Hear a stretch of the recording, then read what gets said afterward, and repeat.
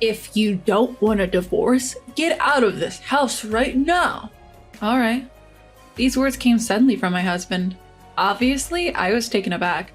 He must have been quite confident that I wouldn't file for divorce to go to such lengths to intimidate me. When I couldn't take it anymore, I decided to seek advice from someone else. My name is Anna.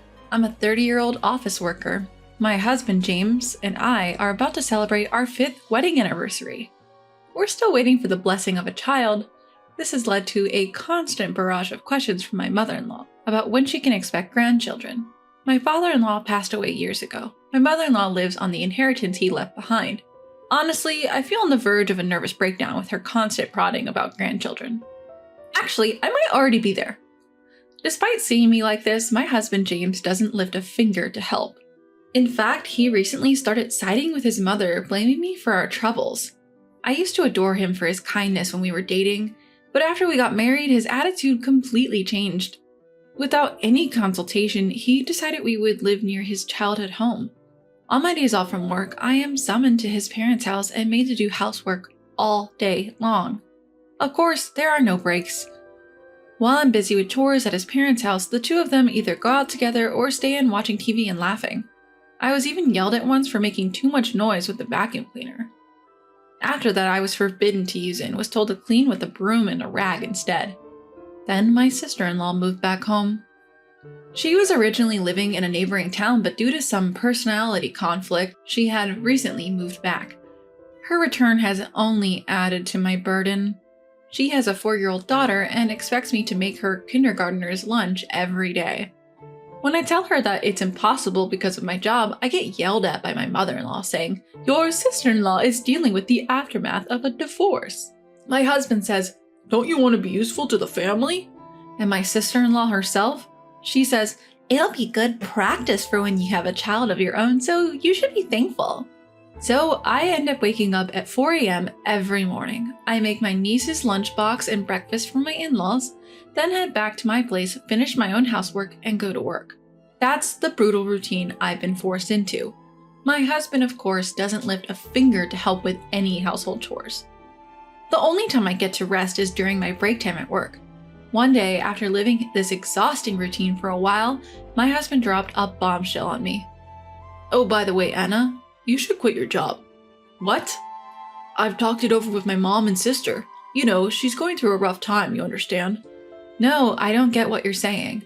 "Listen, I mean quit your job and take care of the house." He snapped at me before storming off to take a bath. I couldn't see the connection between my sister-in-law's divorce and me quitting my job. My husband is stuck in a dead-end job.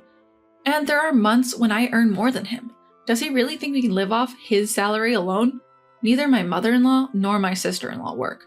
I can't understand why they can't handle the housework. Feeling like I couldn't handle any more of this, I grabbed my car keys and drove off to one place that came to mind. That place was my childhood home, a bit far from the apartment we live in now. My parents had moved overseas and no one currently lived there. Because my parents are the worrying type, I couldn't bring myself to talk to them about the matter. Whenever something unpleasant happened, I'd come here. This is my home, filled with precious memories. As I was lost in these thoughts, my phone rang. It was my husband. "Hey, I just got to the bath and you're gone. Are you back at your parents' place again?" "Yes, so what?" "Could you stop running back home every time something goes wrong? We're not kids." My husband loves my parents' house, but his words simply didn't resonate. "I'll be working from here for a while, and no, I won't go to your parents' house either." "Stop messing around. Come back home now." Defeated by his forcefulness, I returned to our house. Afterwards, I quit my beloved job in the fashion industry. My clueless coworkers speculated I might be pregnant. I was given no free time, made to manage the household all day. Even when I caught a cold and ran a high fever, no one seemed to care. I had become a servant in this house, a slave, to put it bluntly. However, one day, amidst this lifestyle, something happened. Guess what? My sister-in-law was getting remarried. Moreover, her fiancé was an executive at a major corporation earning a substantial income. It was quite a shock. My sister-in-law isn't exactly a beauty, and her personality leaves a lot to be desired. I understood everyone has different tastes, and there are all sorts of people out there. The entire in-law family was celebrating, shouting about how she was marrying into money. My sister-in-law, full of pride, showed me a photo of the man. Huh? This man. I thought, looking at the photo when my husband said something unbelievable. Because of this, Anna, your parents' house will become my sister's family place. Wait a minute, that house is what my parents left for me. It's not for you to decide. The whole family has decided. You who lives off my money don't have a say in this. Was the person standing in front of me a devil in human skin? That house was left for me by my father, a place for me to live if I ever had children. James should know this. Why can he act so selfishly? My heart was at its limit. As if to add insult to injury, my mother-in-law said, "You can't even give us a grandchild. Can't you be useful around the house for once?" There was no one on my side in this house. I returned home, hastily packed a few belongings, and headed to my parents' house. I made a firm decision in my heart. I would never go back.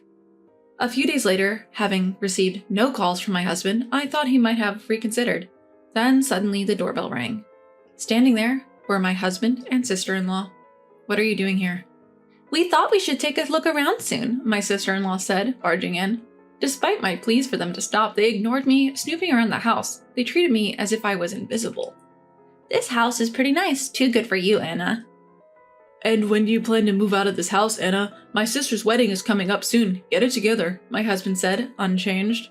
As I stayed silent, my husband added, "If you don't want to get divorced, leave now." My husband, confident that I wouldn't divorce him, was grinning with my sister-in-law. Looking my way. Got it. Once I confirmed, my husband seemed pleased, saying it's all he wanted to hear. Apparently, under the guise of celebrating my sister-in-law's wedding, they are planning a long, family-only trip, starting tomorrow. Naturally, I'm not included in this little escapade. My husband told me to pack up and leave by the time they get back. Then he and my sister-in-law left with an excited air about them. Watching their backs, I allowed myself a small, mirthless smile. 2 weeks later, the day for my in-laws to return from their trip arrived.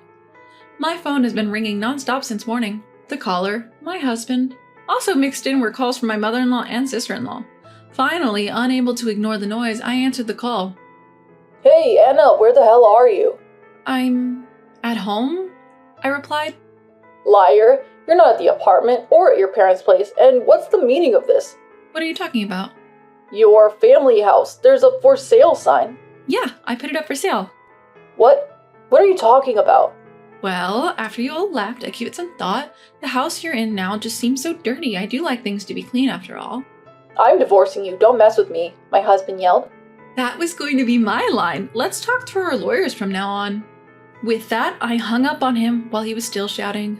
On the day my husband and sister-in-law returned, I had already been in touch with a certain person. He was a friend of my father's, who runs a real estate company. I didn't know anything about selling houses, but he kindly advised me and we managed to make a pretty good deal. As a side note, the apartment we had been living in was in my name since my husband couldn't pass the screening process. Of course, since I had no intention of living there anymore, I canceled the lease while they were away and sent all of my husband's belongings to his parents' house, cash on delivery.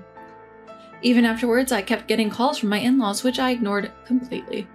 I recorded all the unbearable messages they left on my voicemail. According to my lawyer, my husband was hesitating even though he had said he wanted a divorce. It seems he didn't want to lose his maid. I thought it would be a long battle, but then my husband suddenly agreed to divorce. From what my lawyer told me, my husband, mother-in-law, and sister-in-law abruptly showed up at his office saying they would divorce me and to process it quickly. My husband had been reluctant about the divorce, but my mother-in-law told him that since my sister-in-law's new husband was rich, they could hire a new housekeeper with money and get rid of the barren wife and get a younger, newer wife. With that, my husband agreed to the divorce. Moreover, they offered to pay a small settlement on the condition that I would not get involved with them any longer. I thought that was supposed to be my line, but I decided to accept what was offered. Not long after, my sister-in-law got remarried. For a while after that, life was quiet. Taking care of myself was so much easier than I thought. I deeply regretted not divorcing sooner. Well, I'm finally free. Time to enjoy my new life. Just as I was beginning to embrace this thought, an incident happened. Out of nowhere, my in-laws showed up at my new home. The moment I opened the door, they barged in, and my ex-husband demanded, "We need to talk, sit down." Despite wondering who they thought they were, I took a seat, then he said, "Come back home, we forgive you." Unable to close my gaping mouth, I answered, "Excuse me?"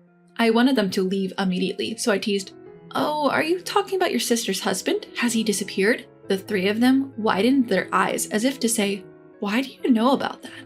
and stared at me. "What, do you know something? After we registered our marriage, he suddenly disappeared. We can't contact him." The mother-in-law added with a hint of excitement, "On top of that, he ran off with our family's fortune. Was this your doing? You've brought us such terrible fortune, daughter-in-law." She looked as if she would attack me at any moment. Tired of their baseless accusations, I decided to reveal a truth to them. "Wow, I didn't know your sister liked hamburgers so much." What are you talking about hamburgers all of a sudden?" "Don't you know? Your sister's husband isn't some executive at a major company. He's just a part-timer at a hamburger shop." Hearing this, the sister-in-law froze at a loss for words. I continued my story. "In my single days, my friend and I loved to visit different hamburger shops. There was one favorite shop where a certain employee always made mistakes and got yelled at by the manager. The man happened to be the sister-in-law's husband. Since I started dating my husband, he told me, 'No more hamburgers,' so I had given up my hobby. I had recognized the man from a photo the sister-in-law had proudly shown me, but I decided it wasn't my place to interfere and stayed silent. When I showed her the shop's homepage for evidence, she stared intently at her husband's picture in the background. By the way, I visited the shop recently with a friend, but her husband was no longer there. He probably left town." That's marriage fraud." "It seems that's what they call it. I'm sorry for your loss." The mother-in-law, who had been silent, said, "You knew and you didn't tell us. We took care of you, who can't even have children, for years. You owe us." At her nonsensical rant, I decided to reveal another truth I had been keeping. "First of all, I'm not the reason we couldn't have kids. Maybe my ex-husband can let you in on that." The mother-in-law looked at her son in shock, and he guiltily looked down. When we couldn't conceive after our marriage, we decided to get tested at the insistence of the mother-in-law.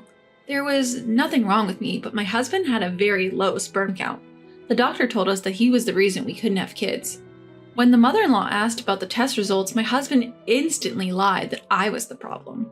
I was angry, but they just said nonsensical things like, "You have to support your husband." Refusing to face the truth, my ex-husband joined forces with my mother-in-law, pinning all the blame on me in the end. "Look, I admit I was wrong," my ex-husband said. "Once the house sells, we'll get a good chunk of money, right? Let's all live happily as a family again." "Well, we've been through a lot, but let's get along from now on," my mother-in-law chimed in. At the end of the day, I realized they probably came here today with the intention of getting their hands on my money. What a disgusting lot. No chance I'm getting back together with you, and I don't consider any of you family. Upon hearing this, my ex-husband retorted, "Getting a little big for your boots now, aren't you? I know, even if you sold the house, you hardly have any savings. How do you plan to survive?" It seems he had sneaked a peek at my bank account during my single days, and now he had this smug look on his face, as if to say, "Now that you know, do as you're told." To poke fun at my situation, the three of them were smirking at me, so I decided to enlighten them with a little truth. "Sure, my savings aren't that much. See, I told you so. But instead, I've invested in stocks, enough to live without working for the next few years at least." Their faces looked like they wanted to say, "No way," as they stared at me. Actually, since I was a child, my father was interested in stocks and investments. He had a knack for foreseeing things, and I inherited those skills and built up a decent amount of wealth. The money that supported my parents' move abroad was all from those successful investments. Of course, I had kept this a secret from my money-grubbing ex-family. Seeing the disappointed trio, I asked, "You can leave now." "Oh, what was it again?" "It's in our divorce conditions. If we approach each other without reason in the future, either party will have to pay a penalty. Are you going to pay, or should I call the police for trespassing?" The word police scared them off, and they left in a hurry. I immediately consulted my lawyer about the day's events and was told to contact him if the ex-family tried to get close again.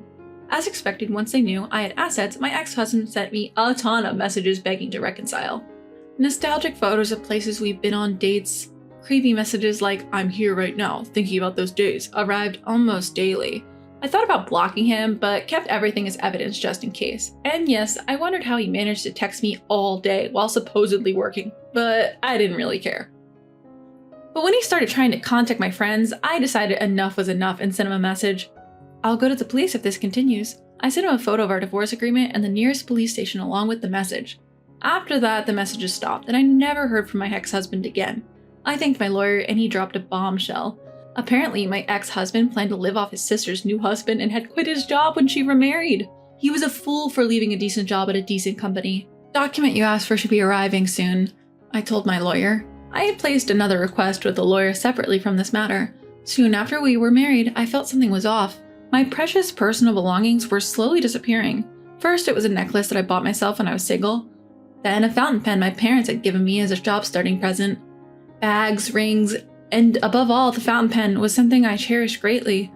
When I talked to my husband about it, he yelled, "Don't worry about losing things." Suspicious, I installed a surveillance camera without telling my husband. What it captured was my husband and mother-in-law rummaging through my closet, grinning. Once my sister-in-law moved back in, the footage showed 3 people instead of 2. Taking advantage of my silence, their actions escalated. They were selling my personal belongings, their greed for money fueling their actions. They probably saw the balance in my bank book at that time. It continued until the divorce, so I collected plenty of physical evidence.